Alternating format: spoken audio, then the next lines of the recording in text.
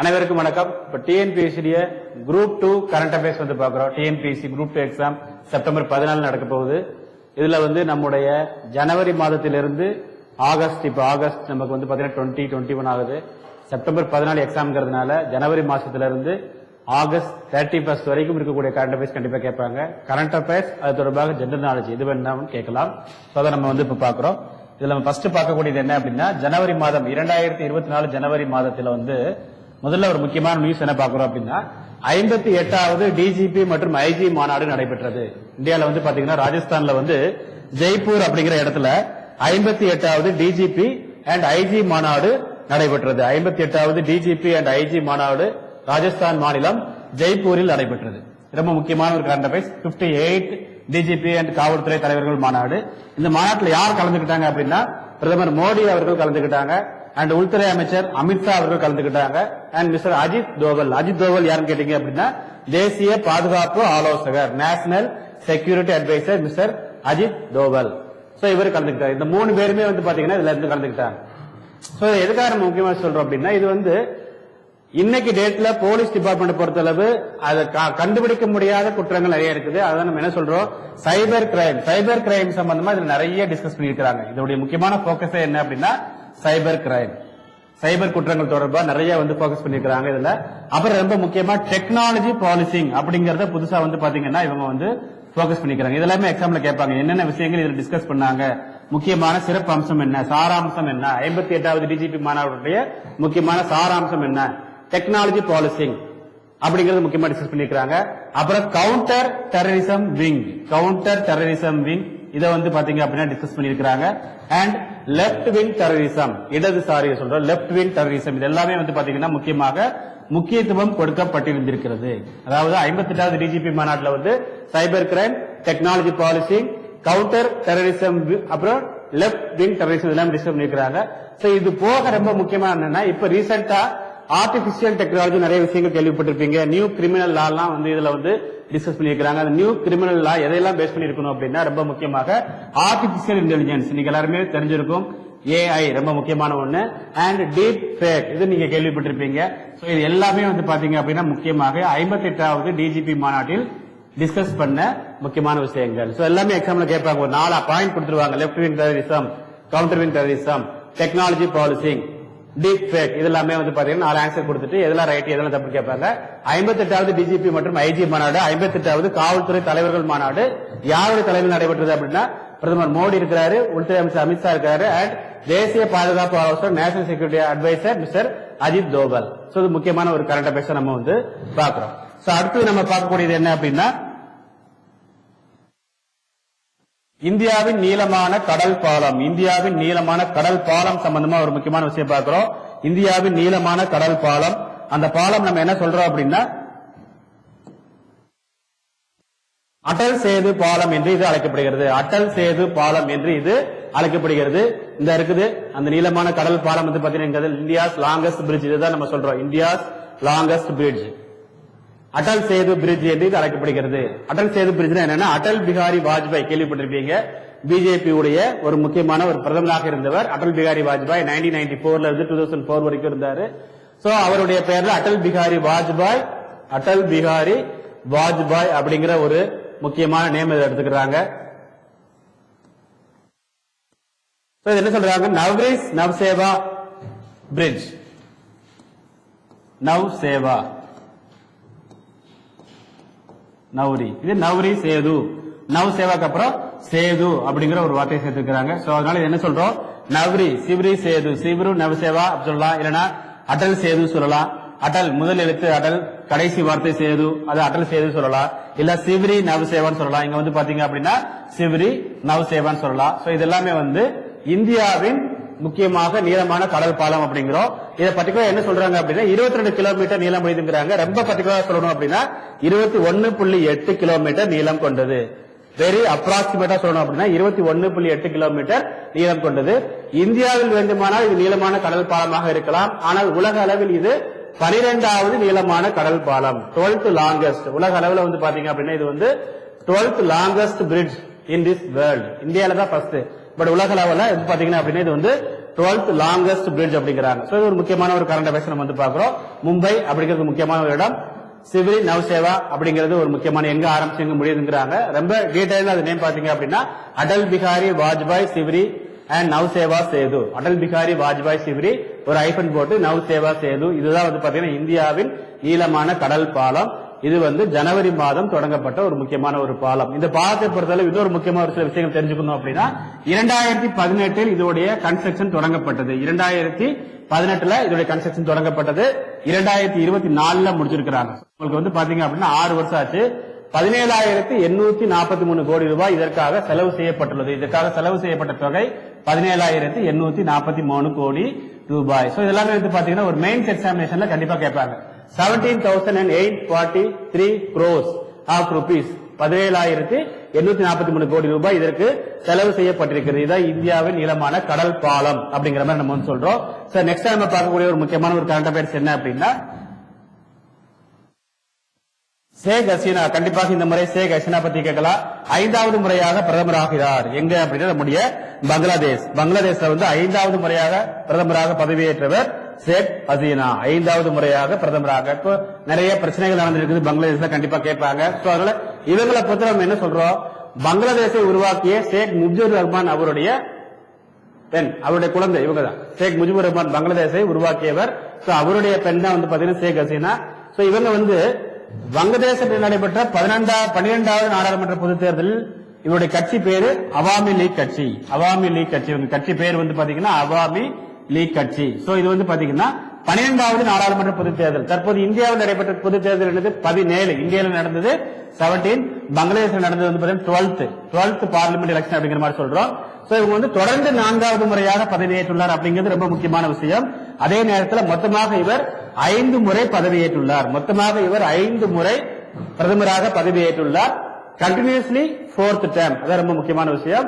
But மொத்தமா பாத்தீங்க அப்படின்னா 5 முறை. வங்கதேச நாட்டின் 20வது பிரதமர் ஷேக் ஹசீனா. இப்ப வந்து பாத்தீங்கன்னா 20வது பிரதமராக பதவியேற்றுள்ளார். மொத்தமா 5 முறை பதவியேற்றுள்ளார். தொடர்ந்து 4வது முறையாக பதவியேற்றுள்ளார். நம்பர்ஸ் வந்து கண்டிப்பா தெரிஞ்சுக்கணும். இது வந்து நீங்க கிளாரிஃபை தெரிஞ்சுக்கணும். 20வது வங்கதேச நாட்டின் பிரதமர். மொத்தமாக ஓவராலா பாத்தீங்கன்னா 5th term, 5வது முறையாக பதவியேற்றுள்ளார். தொடர்ந்து continuously for 4th term. So இதெல்லாம் ரொம்ப முக்கியமான விஷயங்கள். இவர் அதிகமாக போட்டியிட்டு வென்ற தொகுதி பிரைம் மினிஸ்டர் அப்படிங்கிறதுனால கேட்கலாம். கோபால்கஞ்ச் என்பது இவர் அதிகமாக வென்று போட்டியிட்ட தொகுதி அப்படிங்கிற மாதிரி சொல்லலாம். இது வந்து 8 முறையை வந்து பாத்தீங்கன்னா அவர் வந்து 8வது முறையாக இந்த தொகுதியில போட்டியிட்டு இருக்கிறார். சோ அதான் வங்கதேச நாட்டின் பிரதமரை பற்றிய முக்கியமான விஷயங்கள். தற்போது அவர் 5வது முறையாக பிரதமர். அதான் ரொம்ப முக்கியமான விஷயம். சோ அடுத்து ரொம்ப ஒரு முக்கியமான கரண்ட் அஃபேர்ஸ் நம்ம என்ன பாக்குறோம் அப்படின்னா கார்கில் ஓடுதளத்தில் C-130J அப்படிங்கிற கார்கில் ஓடுதளத்தில் C-130J, கார்கில் ஓடுதளத்தில் C-130J. இது வந்து பாத்தீங்கன்னா ரொம்ப ஒரு முக்கியமான ஒரு கரண்ட் அஃபேர்ஸ்க்காக நம்ம வந்து சொல்றோம். இது எதுக்காக நம்ம சொல்றோம் அப்படின்னா கார்கில் எல்லாருக்குமே தெரியும். கார்கில் அப்படிங்கிறது எங்க இருக்குது, காஷ்மீர்ல இருக்குது. கார்கில் எங்க இருக்குது, காஷ்மீர் ரீஜியன். காஷ்மீர் ரீஜியன்ல தான் கார்கில். கார்கில் எங்க இருக்குதுன்னா காஷ்மீர்ல இருக்குது. சரி, ஓகே. சோ இது வந்து பாத்தீங்கன்னா பாகிஸ்தானோட எல்லை கட்டுப்பாடு கோடு, லைன் ஆஃப் கண்ட்ரோல் அப்படிங்கிறது என்ன சொல்றாங்க, லைன் ஆஃப் கண்ட்ரோல். இந்த லைன் ஆஃப் கண்ட்ரோல் இங்க இடத்துல வந்து பாத்தீங்க அப்படின்னா கார்கில் விமான ஓடுதளத்தில் இந்திய விமானப்படையின் C-130J போக்குவரத்து விமானம் முதன்முறையாக இரவில் தரையிறக்கப்பட்டது. அது ரொம்ப முக்கியமான விஷயம். ஃபர்ஸ்ட் டைமா வந்து பாத்தீங்கன்னா லேண்டட் இன், அதாவது நைட் நேரத்துல முதல்ல வந்து பாத்தீங்கன்னா தரையிறக்கிறாங்க. அந்த விமானத்தின் பெயர், இந்திய விமானப்படையின் அந்த போக்குவரத்து விமானத்தின் பெயர் என்ன அப்படின்னா C-130J. C-130J அப்படிங்கிற மாதிரி நம்ம வந்து சொல்றோம். இது வந்து கார்கில். கார்கில் எங்க இருக்குது, காஷ்மீர்ல இருக்குது. இப்ப C-130J இதோட ஹிஸ்டரி பாத்தீங்க அப்படின்னா முதல்ல C-130J அப்படிங்கறத யாரு டெவலப் பண்ணாங்க, 1996ல வந்து பாத்தீங்கன்னா it was developed by Russia. Actually வந்து அந்த காலங்களில் வந்து பாத்தீங்கன்னா அமெரிக்கா, ரஷ்யா இவங்க தான் வந்து நிறைய டெவலப் பண்ணுவாங்க. சோ முக்கியமா இந்த 2 நாடுகளும் வந்து பாத்தீங்க அப்படின்னா C-130J வந்து முதல்ல டெவலப் பண்ணாங்க.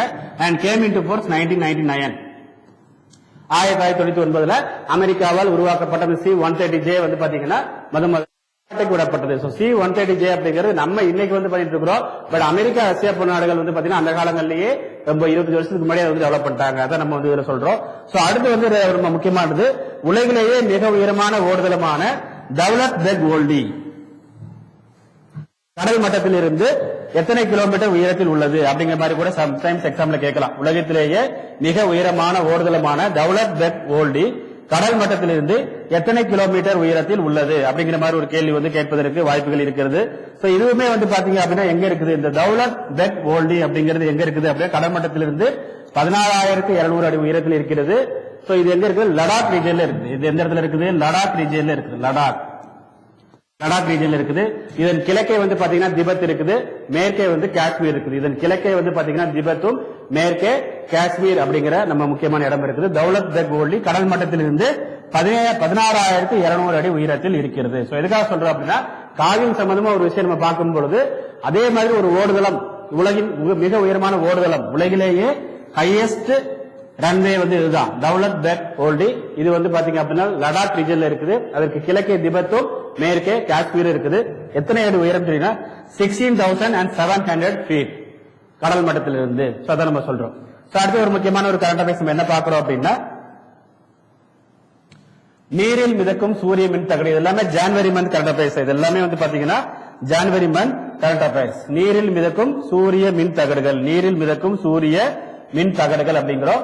நீரில் மிதக்கும் சூரிய மின் தகடுகள் முதலில் எங்கு, நீரில் மிதக்கும் சூரிய மின் தகடுகள் அப்படிங்கிறது இதுதான். நம்ம அந்த டயராம் கூட பார்த்திருக்கிறோம். இதான் நம்ம சொல்றாங்க நீரில் மிதக்கும் சூரிய மின் தகடுகள், நீரில் மிதக்கும் சூரிய மின் தகடுகள். சோ அந்த டயக்ராம் நீரில் மிதக்கும் சூரிய மின் தகடுகள் எந்த மாநிலம், மத்திய பிரதேச மாநிலம், நர்மதை ஆறு, ஓம்காரேஸ்வர் அப்படிங்கிற ஒரு பகுதி. நீரில் மிதக்கும் சூரிய மின் தகடுகள் அதாவது வாட்டர்ல ஃப்ளோட் ஆகக்கூடிய அந்த முக்கியமான சூரிய மின் தகடுகள் 278 மெகாவாட் திறன் கொண்டது. இது வந்து ஆல்ரெடி டெவலப் பண்ணிட்டாங்க. சோ இப்ப என்ன பண்ணிட்டு இருக்காங்க அப்படின்னா அதே இடத்துல 600 மெகாவாட், அதே இது நீரில் மிதக்கும் சூரிய மின் உற்பத்தி மையம், உலகிலேயே மிகப்பெரிய world largest or world biggest solar power project அப்படின்னு நம்ம சொல்றோம். வாட்டர் ஃப்ளோட்டிங் அப்படிங்கிறோம். 600 மெகாவாட்டுக்கு டெவலப் பண்ணிட்டு இருக்கிறாங்க. ஆல்ரெடி டெவலப் ஆனது எவ்வளவு, 278 மெகாவாட். சோ இது டெவலப் பண்றது யாரு அப்படின்னா ரம்சல், RUMSL. இதுதான் வந்து பாத்தீங்கன்னா குரூப் 2 குரூப் 1 போன்ற தேர்வுகளை கேட்பாங்க. ரம்சல் அப்படின்னா ரெவா அல்ட்ரா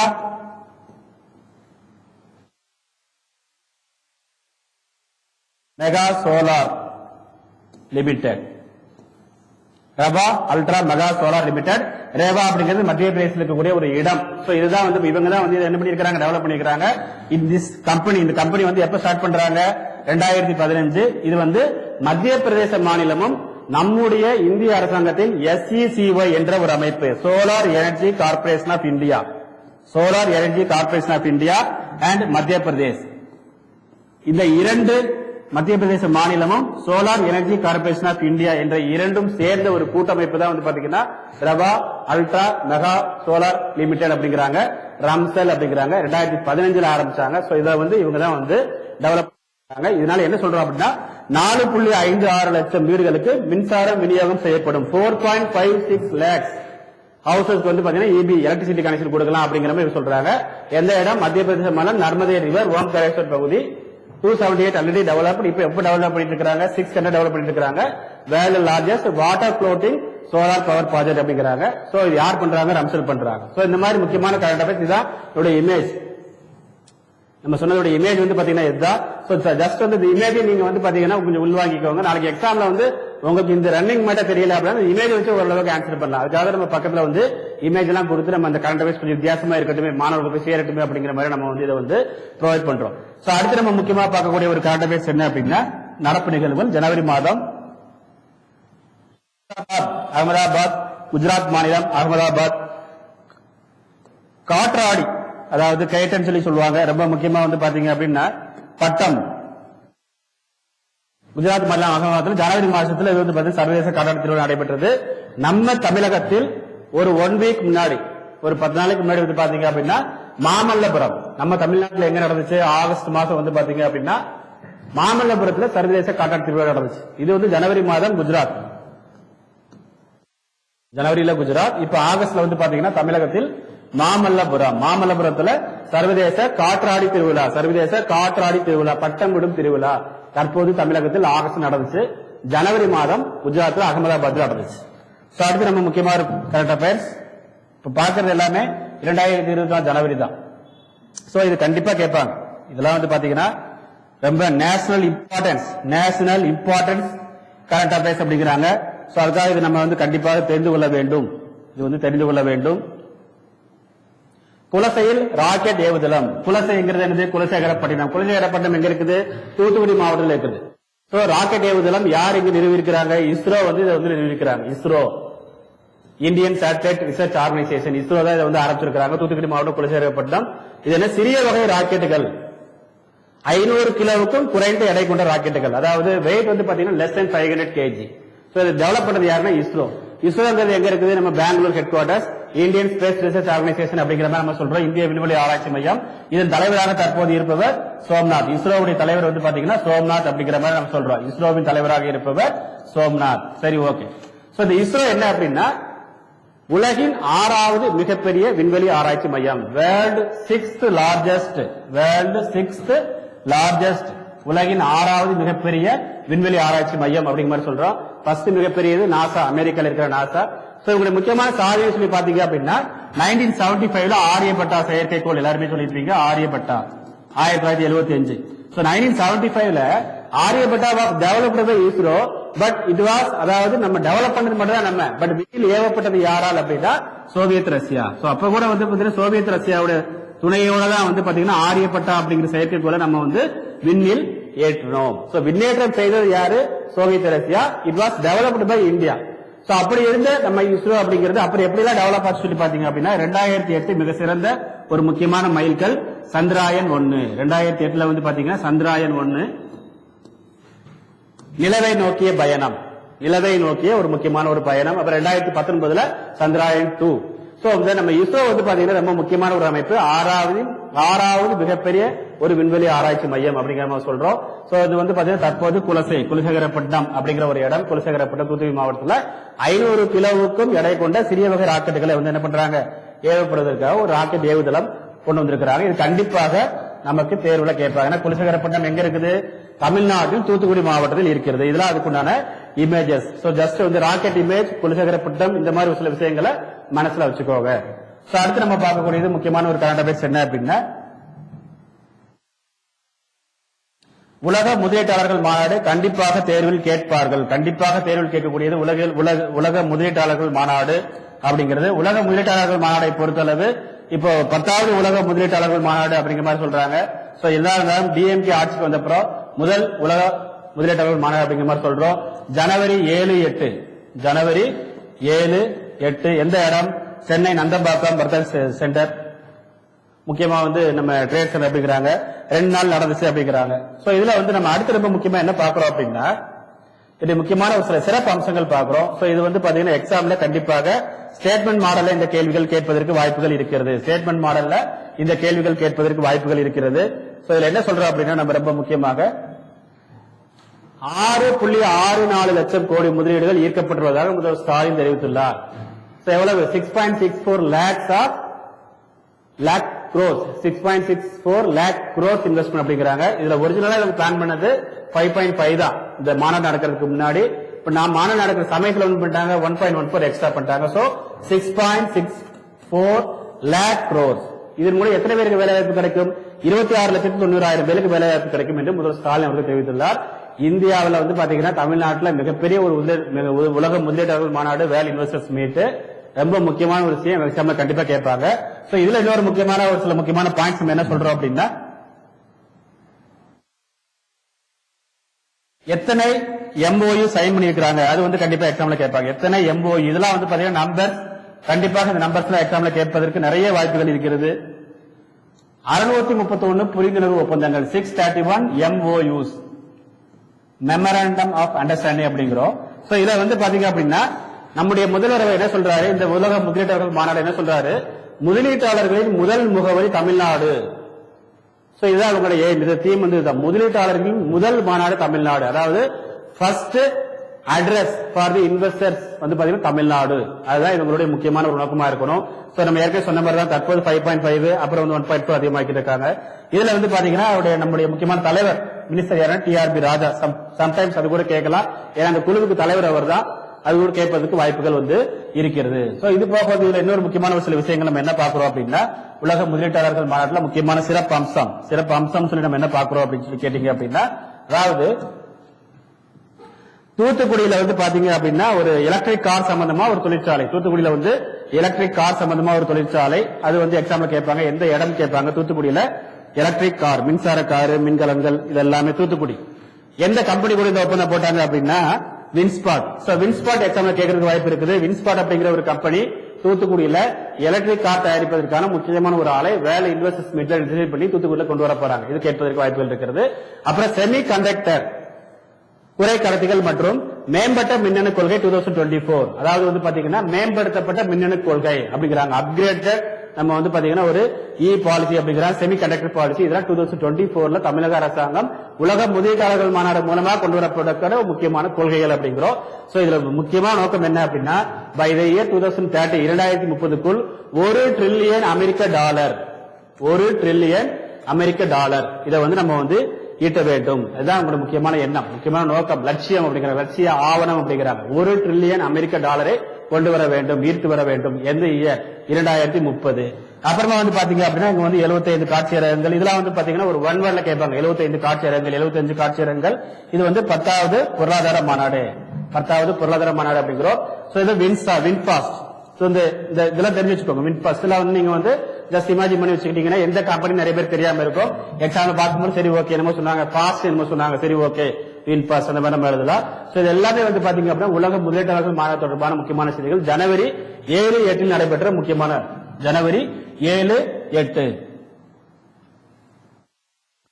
சோ இந்த உலக முதலீட்டாளர்கள் மாநாட்டுல ரெண்டு முக்கியமான விஷயங்கள் பார்க்கிறோம். என்ன பார்க்கிறோம் அப்படின்னா இந்தியாவை சேர்ந்த கம்பெனிஸ் வந்து பாத்தீங்க அப்படின்னா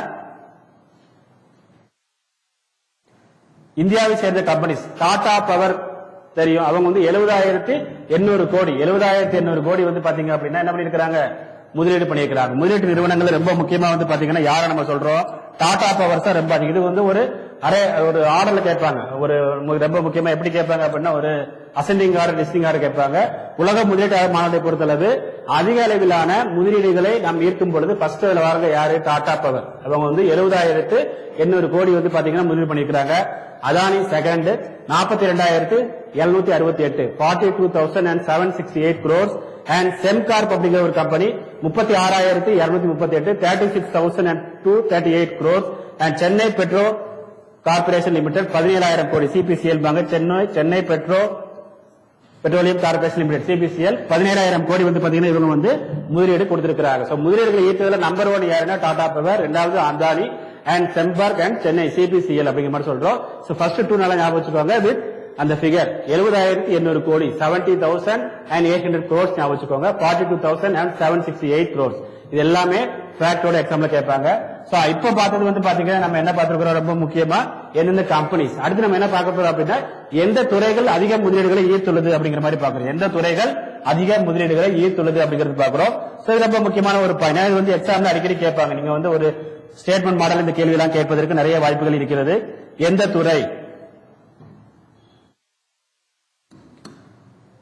சோ இதுல ரொம்ப முக்கியமா நம்ம எந்த துறையை சொல்றோம் அப்படின்னா தொழில்துறை, இண்டஸ்ட்ரீஸ். எப்போதுமே வந்து பாத்தீங்கன்னா இண்டஸ்ட்ரீஸ் அதிகமான முதலீடுகள் ஈர்க்கும், அது வந்து நல்லா தெரிஞ்சு வச்சுக்கோங்க. பட் எவ்வளவு நம்பர்ஸ், 3,79,809 crores 3,79,809 கோடி தொழில்துறை. இரண்டாவது எரிசக்தி துறை, அவங்க எவ்வளவு 1,35,157 கோடி 1,35,157 crores. மூணாவது வீட்டு வசதி, இதுல வந்து ஆர்டர் தெரிஞ்சுக்கோங்க, நம்பர் கூட தெரியும் கிடையாது, ஆர்டர். ஃபர்ஸ்ட் வந்து பாத்தீங்கன்னா தொழில், இரண்டாவது எரிசக்தி பவர், மூணாவது ஹவுசிங், நாலாவது வந்து ஐடி தகவல் தொழில்நுட்பம். சோ நாலாவது வந்து பாத்தீங்கன்னா IT housing power and industries. So first 4 ஐ எதுக்காக சொல்றோம் அப்படின்னா கண்டிப்பாக ஸ்டேட்மெண்ட் மாடல் கேட்கும் பொழுது வரிசைப்படுத்துன்னு கேட்பாங்க. ஃபர்ஸ்ட் இண்டஸ்ட்ரீஸ், கடைசி ஐடி, அது மாதிரி ஞாபகம் வச்சுக்கோங்க. சோ நடுவில் வீடு வந்துரும். 3,79,809 கோடி 1,35,157 கோடி 1,35,157 crores. ஹவுசிங் வந்து பாத்தீங்கன்னா 62,939 கோடி 62,939 crores. இந்த எரிசக்தி துறை ஆல்ரெடி குரூப் 1 எக்ஸாம்ல இதே மாதிரி ஒரு கொஸ்டின் கேட்டிருக்காங்க, அதுக்காக நம்ம பர்டிகுலர் இதை சொல்றோம். அண்ட் வந்து ஐடி கண்டிப்பா வரும், ஐடி டெவலப் ஆயிட்டு இருக்கிறதுனால. சோ துறைகளை பொறுத்தளவு ஃபர்ஸ்ட் இண்டஸ்ட்ரீஸ், இரண்டாவது எரிசக்தி துறை, அதுக்கப்புறமா வந்து பாத்தீங்க அப்படின்னா ஹவுசிங், அப்புறம் கடைசி ஐடி. கம்பெனிஸ் பார்க்கும் பொழுது ஃபர்ஸ்ட் வந்து பாத்தீங்கன்னா டாடா, இரண்டாவது அதானி, மூணாவது செம்கார்ப், நாலாவது சிபிசிஎல் அப்படிங்கிற மாதிரி நம்ம வந்து இது சொல்றோம். சோ இப்படிதான் வந்து பாத்தீங்கன்னா உலக முதலீட்டாளர்கள் மாநாடு சம்பந்தமா முக்கியமான விஷயங்களை நம்ம வந்து முடிக்கிறோம். சோ இது எல்லாமே வந்து பாத்தீங்கன்னா ஜனவரி மாசம் இருக்கக்கூடிய கரண்ட் அஃபேர்ஸ்ல வந்து ஜஸ்ட் ஒரு பார்ட் நம்ம சொல்லியிருக்கோம். இப்ப அடுத்தடுத்த வீடியோல வந்து ரிமைனிங் பார்ட் பிப்ரவரி, மார்ச், ஏப்ரல் எல்லாமே வந்து பாத்தீங்கன்னா நம்ம வந்து வீடியோ வந்து கொடுப்போம். இதுல வந்து ரொம்ப முக்கியமா வந்து பாத்தீங்கன்னா நம்முடைய டெலிகிராம் சேனல் இருக்குது. டிஎன்பிஎஸ்சி டெலிகிராம் சேனல் வந்து பாத்தீங்க அப்படின்னா டிஎன்பிஎஸ்சி ஒரு ஐபன் நடராஜ் அகாடமி. இதுல வந்து பாத்தீங்க அப்படின்னா நம்ம இதுக்கு முன்னாடி பிடிஎஃப் எல்லாமே கொடுக்குறோம். இப்ப நம்ம நடத்துற கரண்ட் அஃபேர்ஸ் பிடிஎஃப் எல்லாமே வந்து இந்த டெலிகிராம் சேனல்ல நம்ம வந்து கொடுக்குறோம். டிஎன்பிஎஸ்சி ஒரு ஐபன் நடராஜ் அகாடமி இந்த டெலிகிராம் சேனல்ல நம்ம கரண்ட் அஃபேர்ஸ் பிடிஎஃப் வந்து நம்ம வந்து கொடுக்குறோம். And Facebook page Nataraj TNPC shortcuts Facebook page வந்து பாத்தீங்க அப்படின்னா நடராஜ் டிஎன்பிசி ஷார்ட்கட்ஸ். இதுலயும் current affairs and other general என்னென்ன உண்டோ எல்லாமே நம்ம ஃப்ரீயா ப்ரொவைட் பண்றோம். யூஸ் பண்ணிக்கலாம் Nataraj TNPC shortcuts. And Instagram Nataraj academy 1 Instagram வந்து பாத்தீங்கன்னா ஃபாலோ பண்றவங்க நடராஜ் அகாடமி 1 அப்படிங்கிறது நீங்க வந்து ஃபாலோ பண்ணலாம். அண்ட் யூடியூப் ரொம்ப முக்கியமா நடராஜ் அகாடமி அப்படிங்கிற யூடியூப் சேனல்ல வந்து இது சம்பந்தமா எல்லா வீடியோஸும் அப்லோட் பண்றோம். ஃப்ரீயா அப்லோட் பண்றோம். கடைசி 20 நாள் என்ன படிக்கணும் ஏது படிக்கணும் அது கொண்டு ரொம்ப ஃப்ரீயா வந்து நம்ம வந்து சொல்றோம். சோ எல்லாமே நோட் பண்ணி வச்சுக்கோங்க. Telegram channel Nataraj TNPSC Nataraj academy, Facebook Nataraj TNPSC shortcuts and insta வந்து பாத்தீங்கன்னா Nataraj academy 1, YouTube Nataraj academy. So எதுக்காக சொல்றோம் அப்படின்னா எல்லாத்துலயும் லாஸ்ட் 20 days நீங்க என்ன படிச்சா பாஸ் பண்ணலாம், எதுக்கு இம்பார்ட்டன்ஸ் கொடுக்கணும், எந்த ஏரியால என்ன கொஸ்டின் கேட்பாங்க எல்லாமே வந்து பாத்தீங்கன்னா வரப்போட 25 நாள்லயும் வந்து இந்த சோசியல் மீடியா மூலமா தான் நம்ம வந்து டிஸ்கிரைப் பண்ண போறோம். சோ அதுக்காக இதெல்லாம் நோட் பண்ணி வச்சுக்கோங்க. அண்ட் அகைன் வந்து பாத்தீங்கன்னா டுமாரோ வந்து ரிமைனிங் பேலன்ஸ் இருக்கக்கூடிய ஜனவரி மாசம் கரண்ட் சப்போர்ட் பண்றோம். அண்ட் சைட் பை சைடு வந்து பாத்தீங்கன்னா பிப்ரவரி, மார்ச் எல்லாமே அப்லோட் பண்றோம். தயவு செய்து நம்ம கொடுக்கக்கூடிய கரண்ட் அஃபேர்ஸ் படிங்க. இதுல இருந்து வெளியே கேள்விகள் வரவே வராது. இது not only current affairs, general knowledge சேர்ந்தது. இப்ப வந்து பாத்தீங்க அப்படின்னா Kulasekarapattinam current affairs, but ISRO is general knowledge. அந்த மாதிரி ஜெனரல் நாலேஜ் சேர்த்து தான் நம்ம நடத்துறோம். இதை ஃபாலோ பண்ணிக்கிறோம். தேங்க்யூ.